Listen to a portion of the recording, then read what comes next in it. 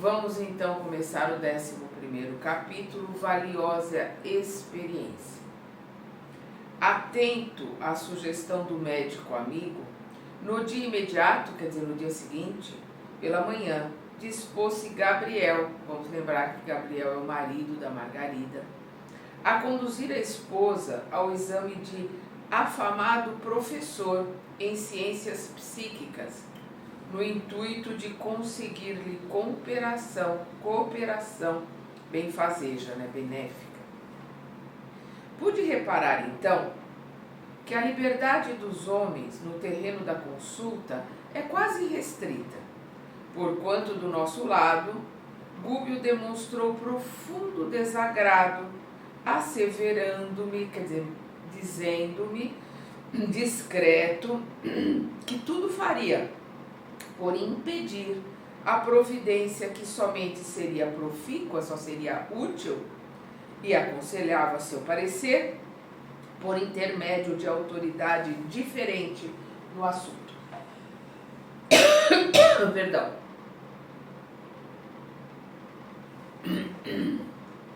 Nós estamos vendo aqui que o Gúbio é contra, esta ida a esse professor de assuntos psíquicos, um médium famoso, que deve ganhar muito dinheiro com o que faz, e isso levanta todas as preocupações. Por isso Gúbio está aqui desaprovando esse tipo de comportamento.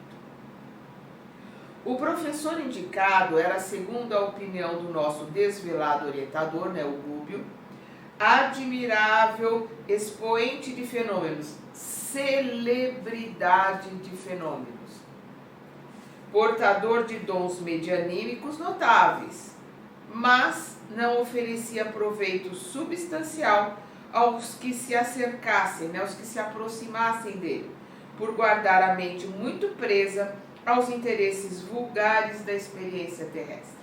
Então, delicadamente, o que o André Luiz está colocando aqui, que era um médium notável, com uma mediunidade notável, mas que exercia essa mediunidade para ganhar dinheiro, então, portanto, ele estava se assessorando a espíritos menos esclarecidos.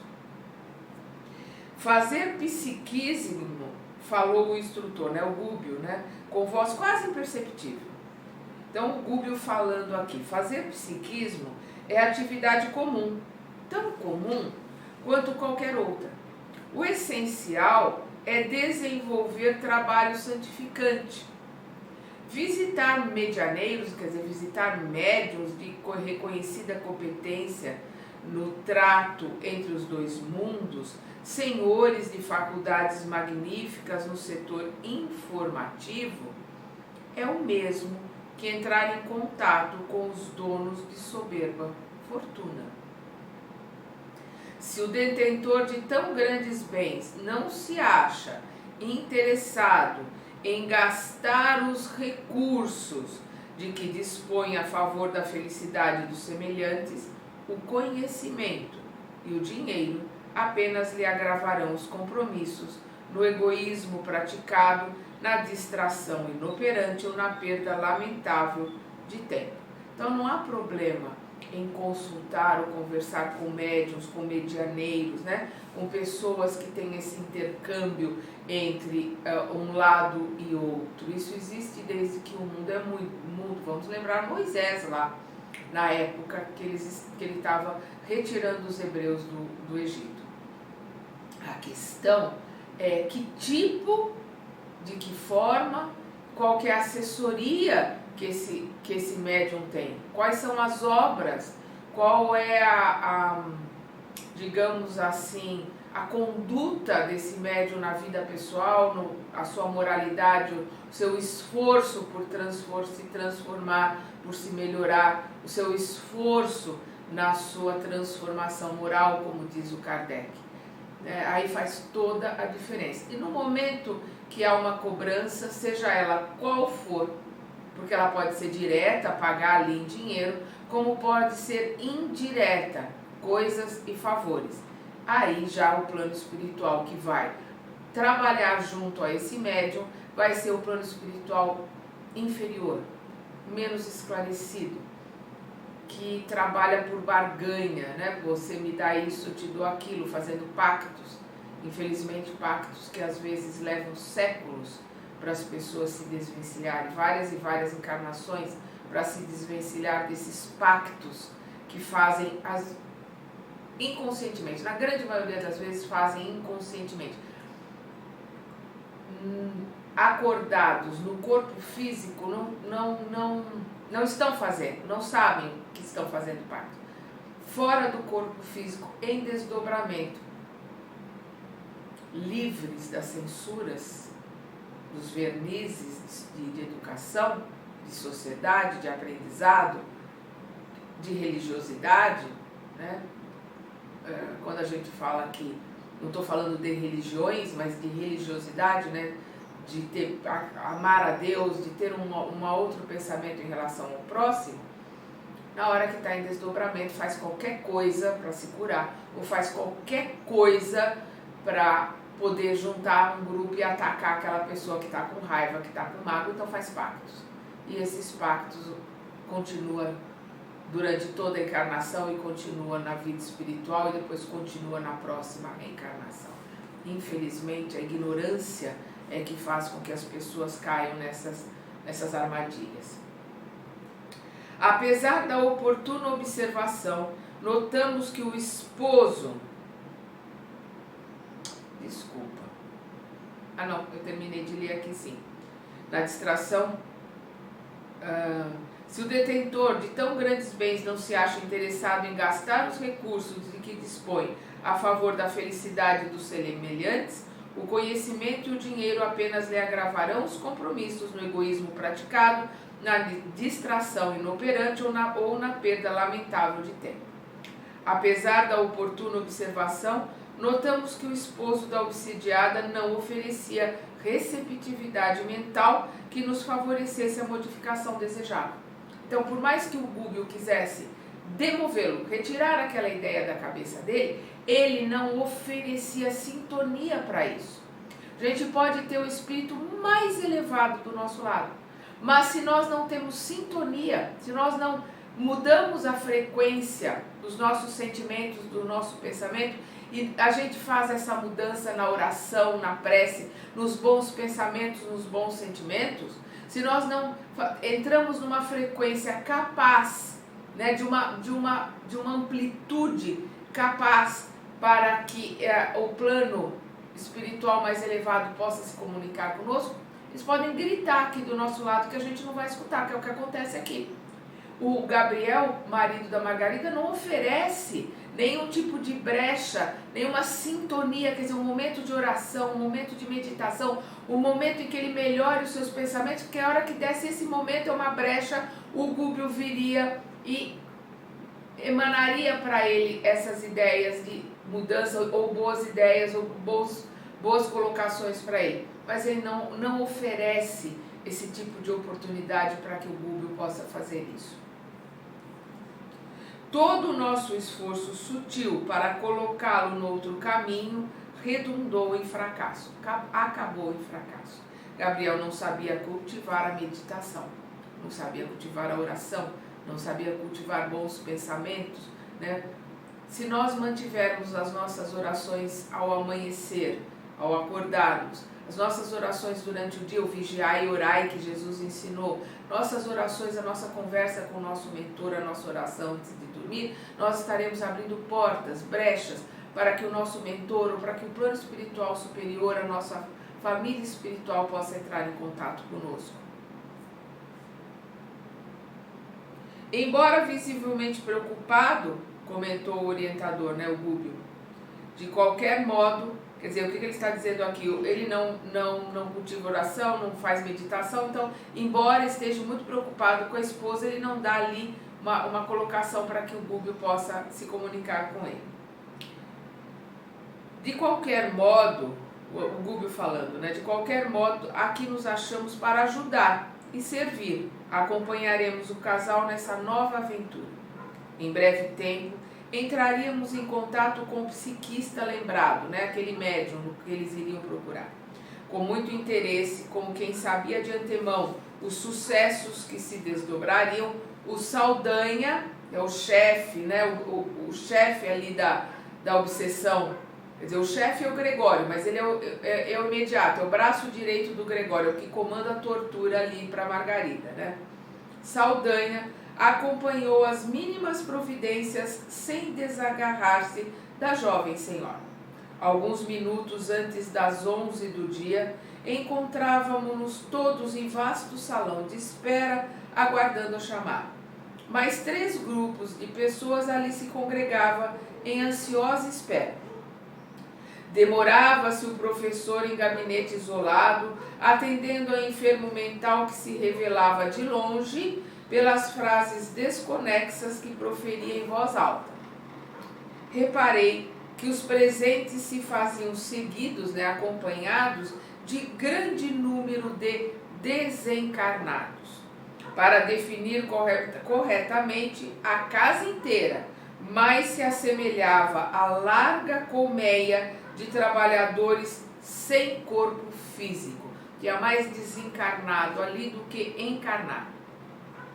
Entidades de reduzida expressão evolutiva iam e vinham, prestando pouca atenção à nossa presença.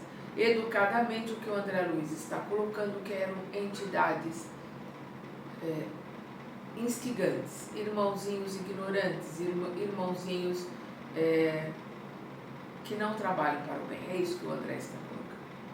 Em vista da férrea disposição de Saldanha, no sentido de manter Margarida sob severa custódia pessoal, o nosso instrutor, alegando interesse na sondagem do ambiente, afastou-se um tanto, em nossa companhia, detendo-se no exame acurado dos consulentes, né? Observando um exame acurado daqueles que vieram consultar o médium.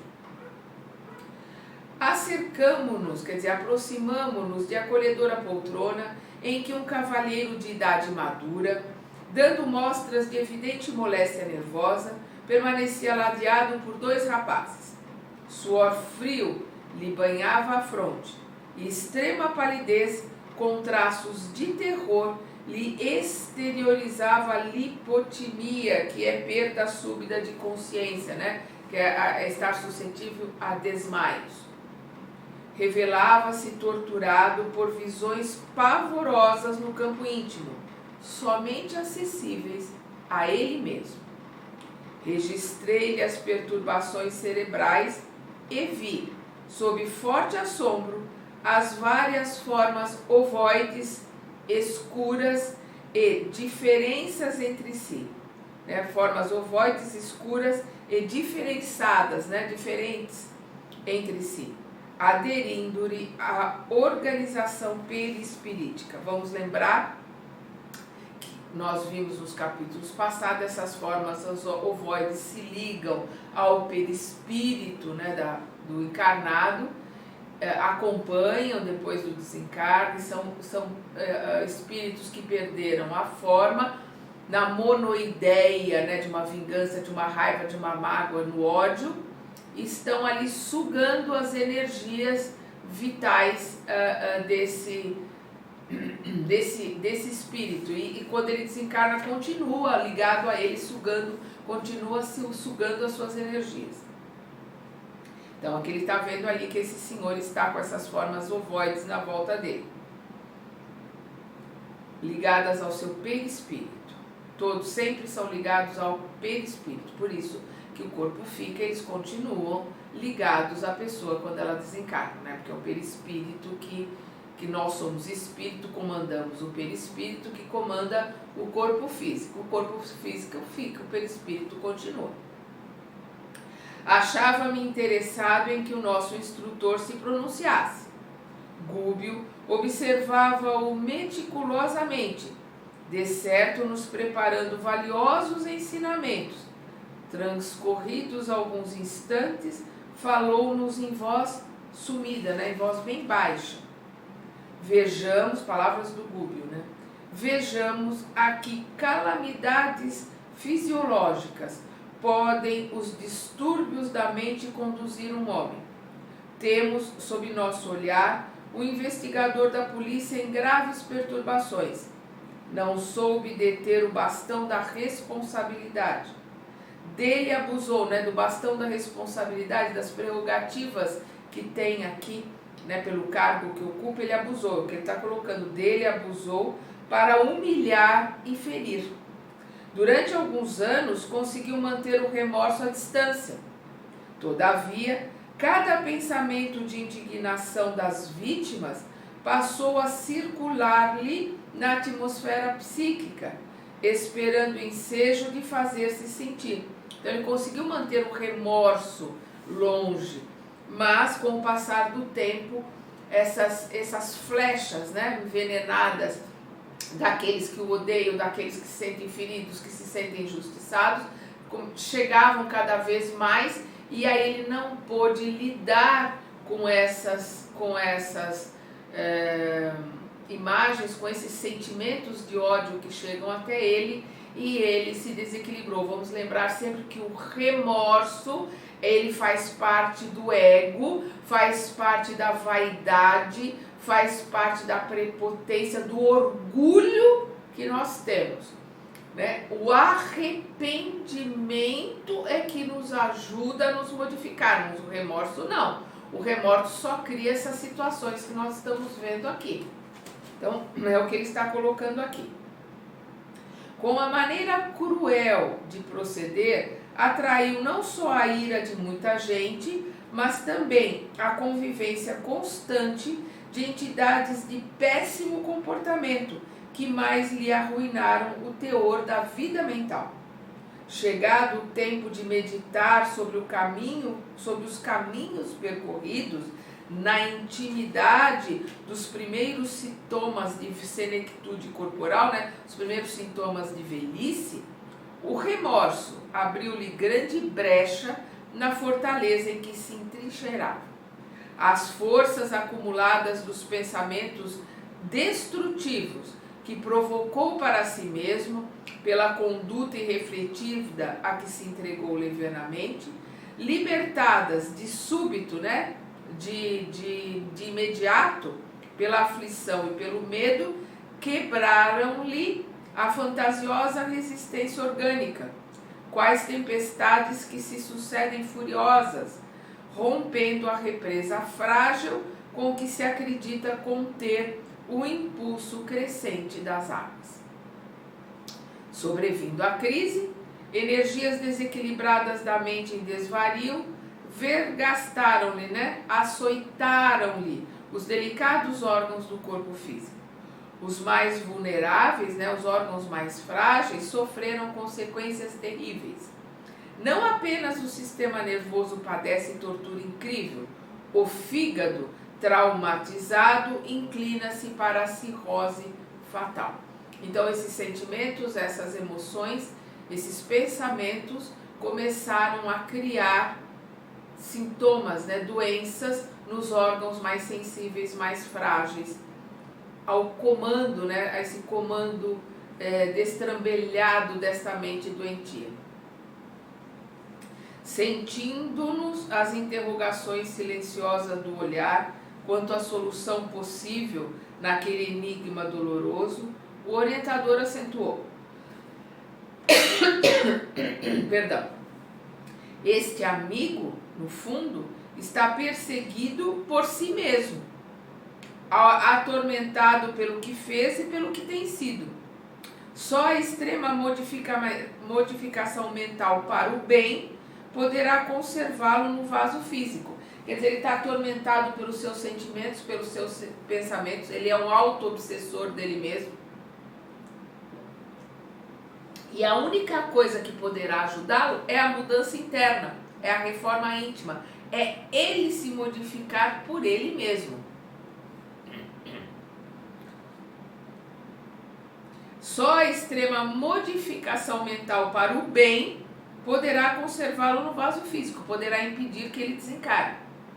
Uma fé renovadora, com esforço de reforma persistente e digna da vida moral mais nobre, conferir-lhe-á diretrizes superiores, dotando-o de forças imprescindíveis à autorrestauração. Quer dizer, só a reforma íntima, a mudança de dentro para fora, que vai poder auxiliá-lo a se modificar e a impedir que ele desencarne ali por todos os distúrbios que ele mesmo está causando no corpo. Permanece dominado pelos quadros malignos que improvisou, em gabinetes isolados e escuros, pelo simples gosto de espancar infelizes, a pretexto de salvaguardar a harmonia social. A memória é um disco vivo e milagroso. A memória é um disco vivo e milagroso. A memória nos acompanhará pela eternidade. Nós teremos nos registros, que os orientais chamam de registros acássicos, cada pensamento, cada sentimento que nós tivemos. E nós vamos poder acessar essas memórias quando elas forem úteis para o nosso crescimento, para a nossa melhora. Haja vista lá a dona Laura, né, no nosso lar, quando ela acessa, né, 200 anos de vida pregressa. Por quê? Esses 200 anos passados, ela iria ajudar na programação, o conhecimento dessa vida passada iria ajudar na programação da próxima reencarnação dela. A memória é um disco vivo e milagroso. Fotografa as imagens de nossas ações e recolhe o som de quando falamos e ouvimos. Por intermédio dela, né, da memória, somos condenados ou absolvidos dentro de nós mesmos. O nosso juiz está dentro de nós, na nossa consciência. Somos condenados ou absolvidos pela nossa consciência. O assunto era sedutor, mas talvez para não acordar demasiada atenção em Saldanha em outros espíritos menos educados que nos contemplavam curiosamente, Gúbio passou a reparar conosco outro caso. Abeiramo-nos de um divã em que respeitável senhora se sentava ao lado de jovem clorótica, né, que apresenta anemia, né, muito pálida, é isso que quer dizer, parecendo-me avó e neta. Dois espíritos de aspecto sinistro rodeavam a menina, qual se devesse estar custodiada por guardas tirânicos. A matrona aflitivamente aguardava o instante da consulta. A jovem, que proferia disparates, né, besteiras, não falava por si. Fios tênues de energia magnética ligavam-lhe o cérebro à cabeça do irmão infeliz, que se mantinha à esquerda. Achava-se absolutamente controlada pelos pensamentos dele, a maneira de magnetizado e magnetizador. E, quer dizer, ela estava ali hipnotizada, controlada pelos pensamentos, ligada no pensamento dele, e ela reproduzia os pensamentos dele, né, como se ela estivesse ali hipnotizada. Estava, né, hipnotizada, magnetizado e magnetizador. A doente ria sem propósito e conversava a esmo, reportando-se a projetos de vingança com todas as características de idiotia e inconsciência. Gúbio examinou-a com a atenção habitual e informou: encontramos aqui doloroso drama do passado. A vida não pode ser considerada na conta estreita de uma existência carnal. Abrange a eternidade. É infinita nos séculos infinitos, né? Nós somos imortais. Carregamos conosco todas as experiências, todos os atos, para o bem e para o mal que fizemos e que estamos fazendo. Esta menina comprometeu-se gravemente no pretérito. Desposou um homem e desviou-lhe o irmão para vicioso caminho. O primeiro, né, o esposo, suicidou-se, e o segundo, o irmão do esposo, né, o cunhado, asilou-se no fundo vale da loucura. Ei-los presentemente ao lado dela, para deplorável vingança. Na atualidade, a avózinha preparou-lhe um casamento nobre, receando deixá-la no mundo entregue a si próprio. Entretanto, em vésperas de concretização do plano benéfico, ambas as vítimas de outro tempo, mentalmente cristalizadas no propósito da desforra, quer dizer, endurecidas ali no propósito da vingança da desforra, buscam impedir-lhe a união esposalística, impedir o casamento, impedir que ela possa ser feliz, né? Impedir que ela possa receber carinho, amor. O ex-marido ultrajado, em fase primária de evolução, ainda não conseguiu esquecer-lhe a falta e ocupa-lhe os centros da fala e do equilíbrio. É aquele que está ali, né? Hipnotizando, mantendo a fala dela, ele fala através dela e mantém o controle do equilíbrio mental dela. Enche-lhe a mente de ideias dele, né, do obsessor, que foi marido dela em vida passada. Subjuga e requisita-lhe a presença na esfera em que se encontra, né, no plano espiritual. Permanece a pobrezinha saturada de fluidos que lhe não pertencem. Ela está saturada de fluidos dessas duas entidades que emanam esses fluidos para ela. Certamente já peregrinou por diversos consultórios de psiquiatria, sem resultado, e vem até aqui procurando socorro. Encontrará remédio adequado? Interrogou Eloy sob forte impressão. Não me parece muito bem encaminhada, elucidou o nosso dirigente, sem perturbação, né, palavras do Gúbio. Exige renovação interior e, ao que acredito, não obterá nesta casa senão ligeiro paliativo. Em casos de obsessão como este, em que a paciente ainda pode reagir com segurança, faça indispensável o curso pessoal de resistência, quer dizer, o curso dela, a resistência dela, ela ser, de uma certa forma, receber ajuda, conhecimento, para que ela consiga resistir, para que ela se modifique. Ela se educando vai educar os seus obsessores e conseguir com isso alguma melhora. Não adianta retirar a sucata que perturba o imã, quando o próprio imã continua atraindo a sucata.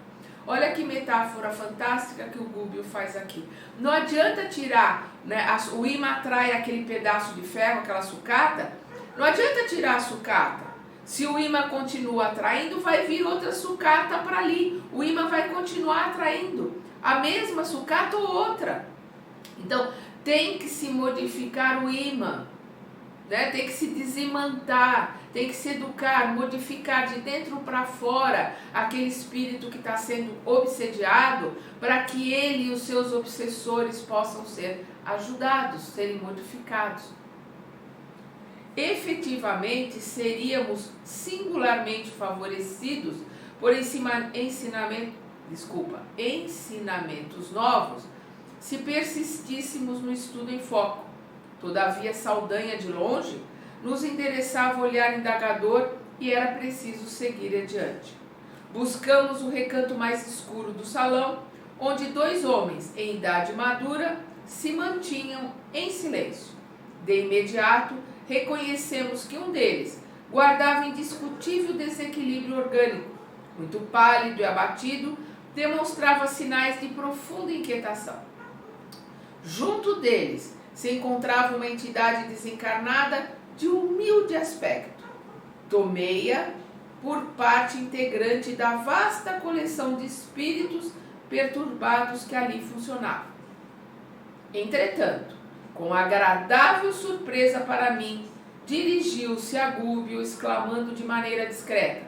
Ele achou que essa entidade era igual às outras, mas ela chegou ali, ela veio até o Gúbio e colocou: já lhe identifiquei, palavras da entidade, né? Já lhes identifiquei pelo tom vibratório a posição de amigos do bem.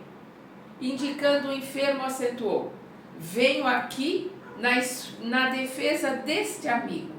Segundo estarão informados, dispomos no recinto de vigoroso operador mediúnico, sem iluminação interior de maior vulto. assalariou ele algumas dezenas de espíritos desencarnados de educação incipiente, né? Educação iniciante, né? Sem esclarecimento, sem educação, que lhe absorvem as emanações e trabalham cegamente sob suas ordens, tanto para o bem quanto para o mal. Então nós vemos aqui que as entidades que estão ali com aquele médium trabalham tanto para o bem como para o mal. São entidades ignorantes, são entidades instigantes, né? Para não gosto da palavra trevosos, entidades instigantes, precisam ainda de muito auxílio, precisam ainda de muito conhecimento. Conhecimento para o bem, não é conhecimento de cultura, porque normalmente os espíritos trevosos, os espíritos ligados ao mal, têm muito conhecimento. Haja visto o Gregório, que foi um papa, que tem muito conhecimento, tem uma sabedoria, digamos assim, de textos, de ciência muito grande, mas não tem a sabedoria verdadeira para o bem. Ele tem a sabedoria do conhecimento, quer dizer, não é sabedoria, ele tem o conhecimento, né, dos livros, da cultura, da ciência, mas ele não tem a sabedoria do amor, do bem, que enriquece, que nos eleva, que nos transporta para os mundos superiores. Agora nós vamos parar aqui numa palavra que esse irmãozinho coloca ali para o Gúbio. Sorrindo, esse irmãozinho acrescentou: nesta casa, o enfermo não é amparado pelo socorrista de que se vem valer, e sim pela assistência espiritual edificante de que possa desfrutar. O que ele está dizendo aqui? Todos que vão ali na casa vão depender não desse médium que ganha dinheiro com isso, que está ali aliado a irmãozinhos instigantes.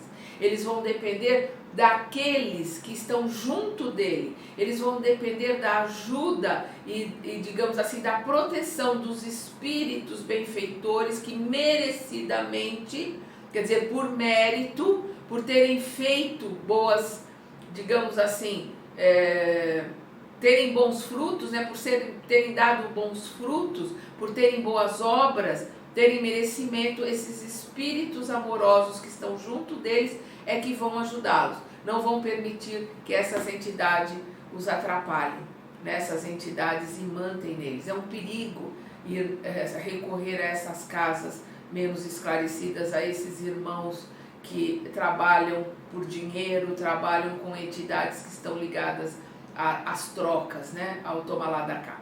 Vamos continuar então na segunda parte deste capítulo.